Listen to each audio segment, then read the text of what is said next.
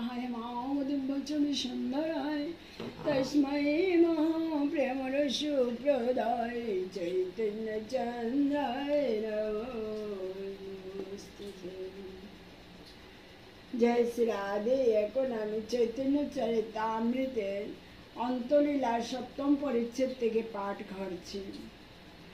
যাদের কৃপায় অতি নীচ ব্যক্তিও দেবতার মতো পূজনীয় হতে পারে, শ্রী চৈতন্যদেবের পাদপদ্ম মুখ মধু পানকারী সেই সাধুদের ভজনা করেন বলে গ্রন্থকার বর্ণনা করলেন।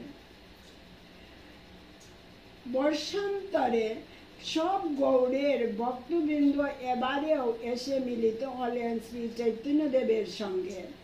পূর্বের মতোই মহাপ্রভু তাদের সঙ্গে মিলিত হয়ে নানা লীলাবিলাস করলেন। এমন সময় বল্লভ ভট্ট এসে প্রভুর চরণ বন্দনা করলেন।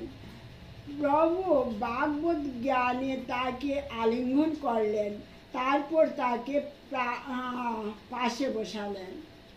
ভট্ট বললেন, তোমার দর্শন যে পায় সে ভাগ্যবান। তুমি যেন সাক্ষাৎ ভগবান। তোমাকে স্মরণ করে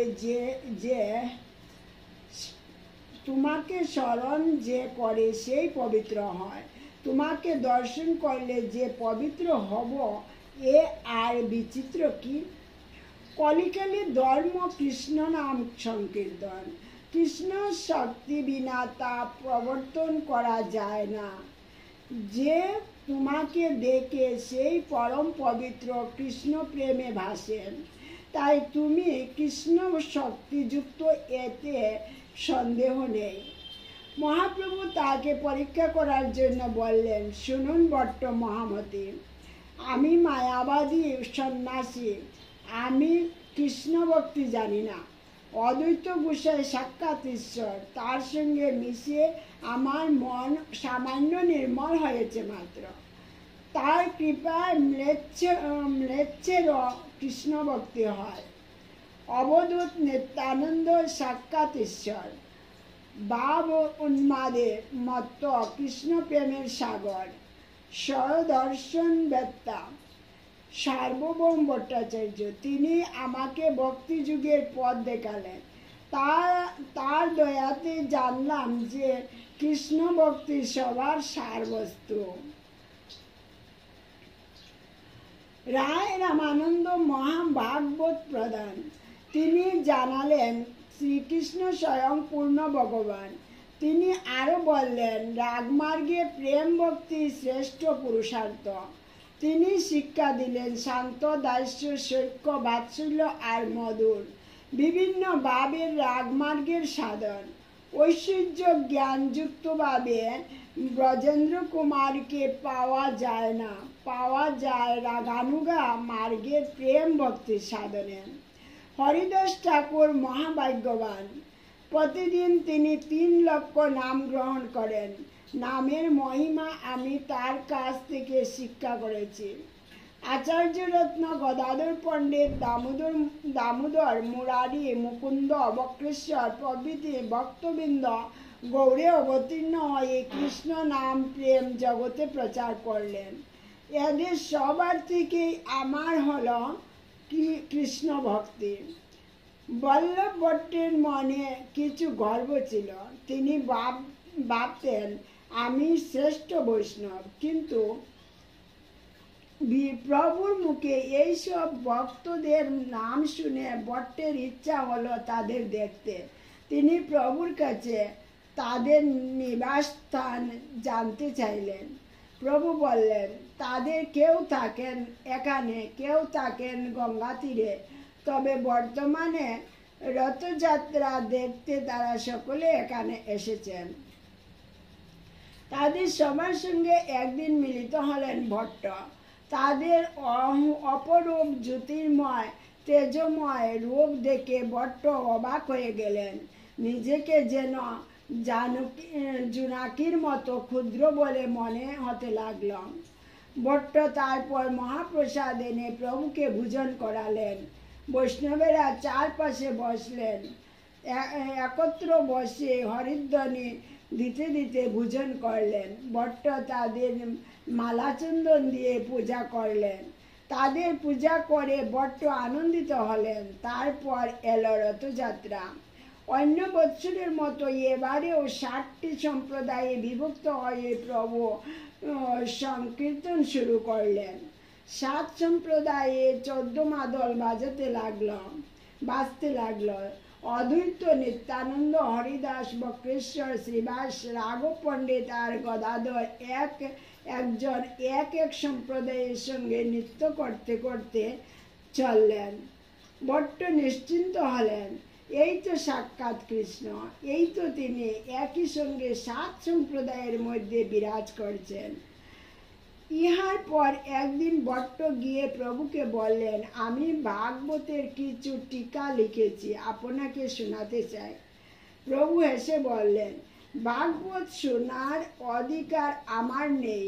আমি শুধু দিনরাত বসে বসে শ্রীকৃষ্ণ নাম করে, রাত্রি দিন নাম করেও সংখ্যা পূর্ণ করতে পারি না। ভট্ট বললেন, কৃষ্ণ নামের বিভিন্ন ব্যাখ্যা শ্রবণ করুন। প্রভু বললেন, কৃষ্ণ নামের বহু ব্যাখ্যা জানি না। তারপর তিনি বললেন, তমালের মতো সামবর্ণ ও যশোদার স্তন্যপায়ী কৃষ্ণ নামের এই প্রসিদ্ধান্ত বলে সর্বশাস্ত্রে নির্ণয় করেছেন। অন্য কোনো অর্থে আমার অধিকার নেই। ভট্ট এখানে ব্যর্থ হয়ে পণ্ডিত গোসাইয়ের কাছে গিয়ে দৈন্য করে কিছু শোনাতে গেলেন। তিনিও কৃষ্ণ নামের ব্যাখ্যা শুনতে রাজি হলেন না, কারণ প্রভু তাতে রাজি হননি।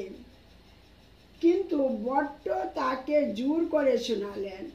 এদিকে ভট্ট যা কিছু সিদ্ধান্ত স্থাপন করতে চান, সঙ্গে সঙ্গে আচার্য তা খণ্ডন করেন। একদিন অবশেষে ভট্ট বললেন, পতিব্রতা নারী পতির নাম লয় না। তোমরা কেন সর্বজীবের প্রতি শ্রীকৃষ্ণের নাম গ্রহণ করো? তা শুনে হেসে আচার্য বললেন, স্বামীর আজ্ঞা পালন করা এই পাতিব্রত্য ধর্ম।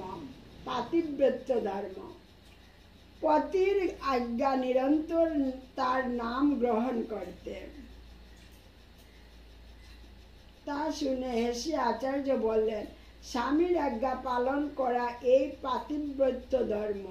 পতির আজ্ঞা নিরন্তর তার নাম গ্রহণ করতে। নাম না করলেই তাই পতিব্রতার ব্রত নষ্ট হয়, আর নাম নিলে জীব তার ফল পায়। ভট্ট নিত্য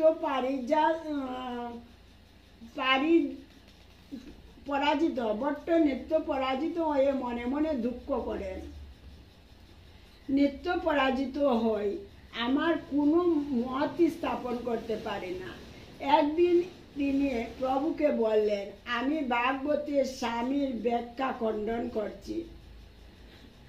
প্রভু হেসে বললেন, যেজন স্বামী না মানে তাকে তো বেশ্যার মধ্যে তুলনা করা উচিত। ভট্ট ভাবতে লাগলেন, পূর্বে প্রয়াগে প্রভু আমাকে এত কৃপা করলেন, বর্তমানে সর্বদা এত অবজ্ঞা করেন কেন? তখন তিনি মনে মনে ভাবলেন, আমার গর্ব খণ্ডন করার জন্যই প্রভু আমাকে এইভাবে অপমান করেন। পরদিন তিনি প্রভুর পাদপদ্ম মাথায় ধরে বললেন, আমি তোমার শরণ নিলাম, কৃপা করে মোর মাতে রাখো শ্রীচরণ। প্রভু বললেন, তুমি মহাভাগবত পণ্ডিত, কিন্তু শ্রীধর স্বামীর টিকা খণ্ডন করো, তোমার এত গর্ব? শ্রীধর স্বামীর কৃপায় ভাগবত জানি, তাকে জগৎগুরু বলে মানি। তার উপরে কিছু লিখতে যাওয়া বৃথা, তা লোকে মানবে না। অভিমান ত্যাগ করো, কৃষ্ণ ভজন করো, কৃষ্ণ সংকীর্তন করো। এইভাবে প্রভু তার হৃদয়ে শোধন করলেন। জগদানন্দ পণ্ডিতের ভাব সত্যভামার মতো, সর্বদা প্রভুর সঙ্গে তার প্রণয় কলহ হয়ে থাকে। গদাধর পণ্ডিতের শুদ্ধ গাঢ় ভাব, रुक्मिणी देवी जैसे दक्षिणा भाव स्वभाव पंडितेर भाव मुद्रा कहने न जाए गदाधर प्राणनाथ नाम हईल जाए चैतन्य लीलार এই অপার মহিমা বর্ণনা করা সাধারণ মানুষের সাধ্যায়ত নয় এক লীলার মাঝে যেন গঙ্গার শত শত ধারা বহে যায় জয় শ্রী রাধে হরে কৃষ্ণ কৃষ্ণ কৃষ্ণ হরে হরে হরে রাম রাম রাম হরে হরে জয় শ্রী রাধে।